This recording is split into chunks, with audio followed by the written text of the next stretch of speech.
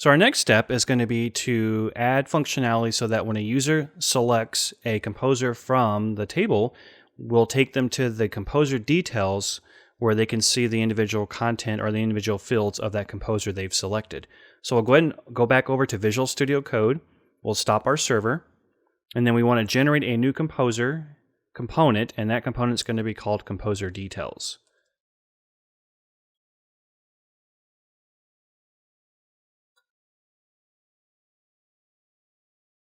I'm going to go ahead and close down the window, and we're going to want to open up our app.module.ts file. And inside this file, we want to import over the router module, because the router module is how we're going to be able to pass data to our router module file. So we're going to say import, and then router module. And that is from Angular/router. Whatever we import, we have to add to the imports array in our module. So we'll say import over router module. We also want to update our app.component.ts file, the assignment name. So we'll go ahead and open that one up now. And we just want to change this to exercise 3.2, passing data to routes, part 1. And then we'll go ahead and save it.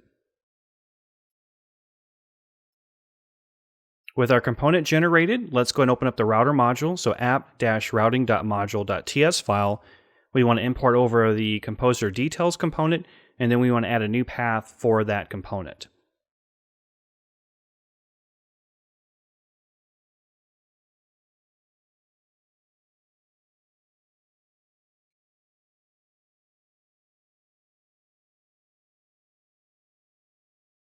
And then so underneath the composer list path, underneath this one, we'll go ahead and add a new one for the composer details.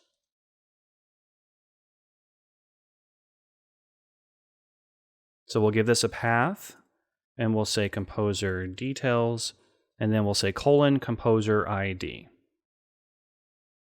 And then we'll map it to the composer details component.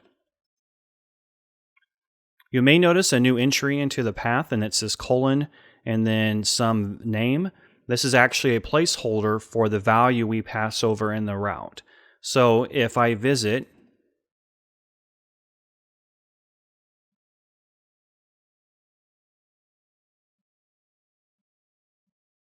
/, so in other words, I say localhost 4200 composer-details / I can pass in some value. So let's say 123.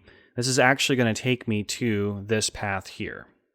So in this case, composer ID represents the value that we pass in, so the / and whatever else we use.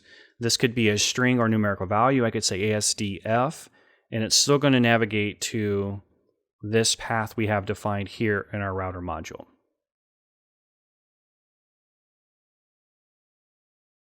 So we'll go ahead and open up our composer list, because basically what we want to do is that when a user visits our application, they'll see a list of composers, and then there'll be a column where they can select the ID of the composer, which will take them to the details of that composer.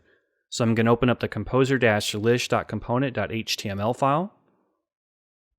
And we just want to add another column. So at the top of our table header, we're going to say th. We'll give this a scope of column. And then we're going to say composer ID.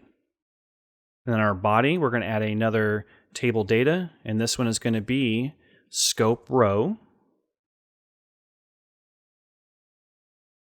We'll add an anchor tag, and that anchor tag is how we're going to use to be able to navigate to the details, to the composer details component. So I'm going to say a router link / composer-details / I'm going to use opening and closing curly braces because I want to use the actual ID value from our for loop. So I'll say composer.composer ID. And then for the data, so in other words, the displayable content that we have in the anchor link is going to be the composer ID. So we're going to say composer.composer ID. And then we'll go ahead and save this. And then let's open up a terminal window and go ahead and run this to make sure that we actually see this new column that we've added to our table. So we'll just say ng serve.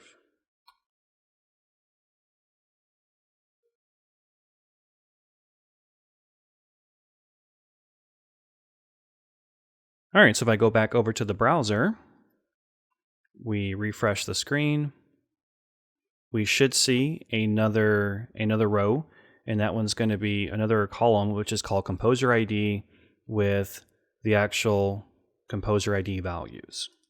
If I click on a value, it takes me to the Composer Details component. So let's go back. If I click on 102, it takes me to the Composer Details component. So now what we want to do is that when we pass over this value 102, I want to be able to access that value and then show the details of the composer. So we'll go back over to our application. We'll stop our server. And then we want to open up our Composer Details .ts file. So I'll close all of these windows out. We'll open up our Composer Details.component.ts file. We're going to need to add some import statements. Specifically, we're going to need an import statement for the iComposer. So we'll say import iComposer. And that's going to be from the Composer interface. We're also going to want to import over the composer.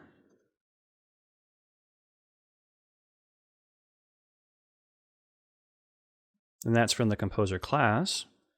And then we also want to import over the activated route.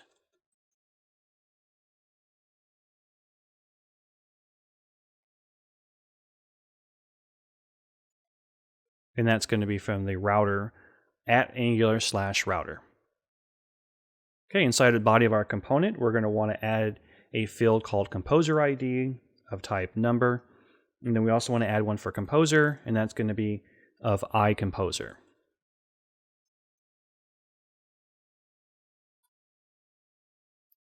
In the constructor's parameters, we want to pass in the activated route, and this is going to be how we're going to access the values we pass to a route. So we'll say private route, and then this is going to be activated route.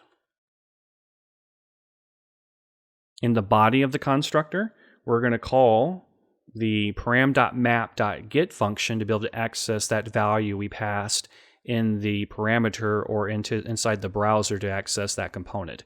So in other words, when we click on a composer item, that value, the composer ID value, we're trying to access that. And to access that, we're going to use the param.map function.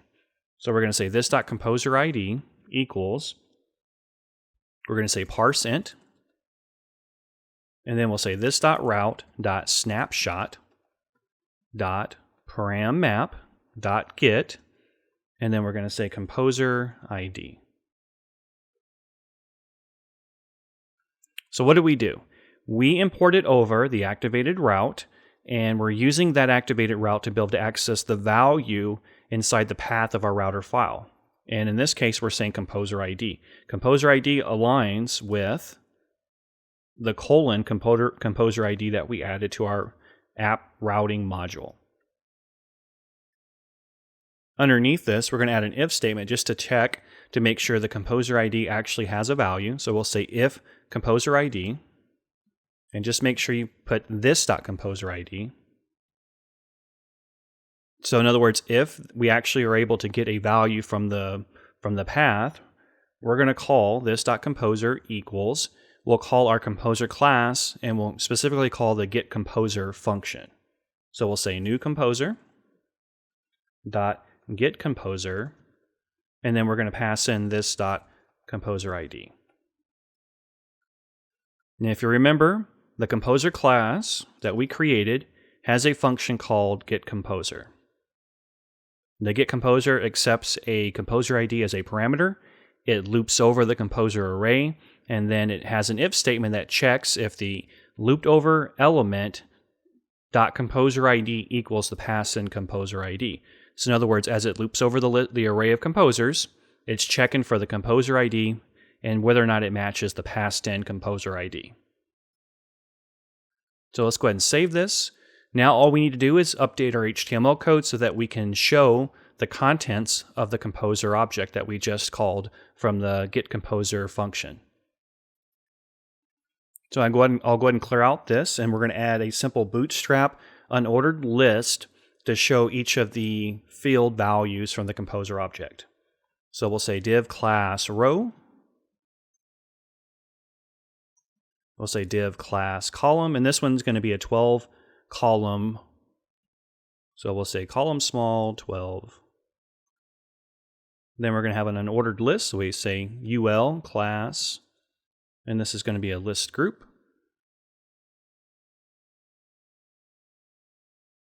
And then we're going to have 3 list items.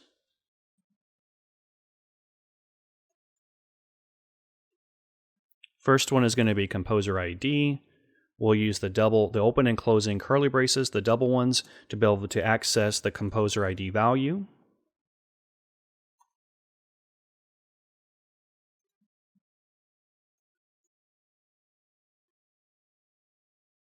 This one's going to be for full name.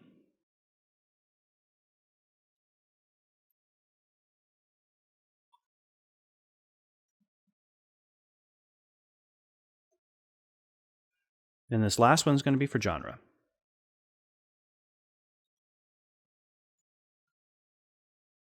The only last thing we want to do now is we want to have some way for the user to navigate back to the composer list. So in other words, when they select on a composer row, we want to have an option for them to go back to the composer list without hitting the back button from the browser window.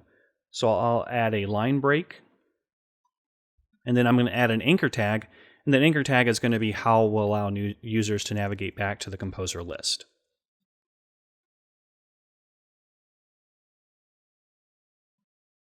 And then we'll just give it a float right so that it's all the way on the right-hand side of our unordered list. And we'll just say return to composers. Let's go ahead and save it. Open up a terminal window, and then we'll run and see the changes that we've made to our application. So we'll say ng-serve.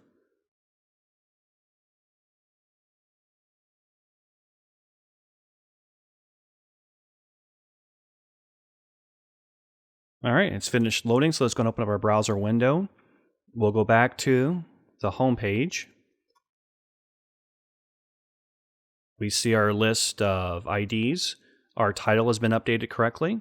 And then now if we click on a composer ID, we should see the details of that composer. So I'll go ahead and click on 100. And as you can see, we're taken to the details page. We see the composer ID. We see the full name of the composer. We also see the genre. And we have this return to composers link. If I click on this link, I'm taken back to the composer list. And so what we'll do is just as a quick test, we'll click on all the links just to make sure they're all functioning correctly and they're showing the individual composers that we've selected. So 101, yep, 101 works.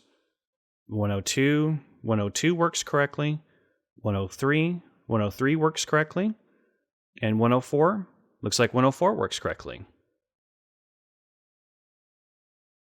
In the last series of lessons, we learned how to rename Angular projects, how to access classes from external files, how to pass data to routes.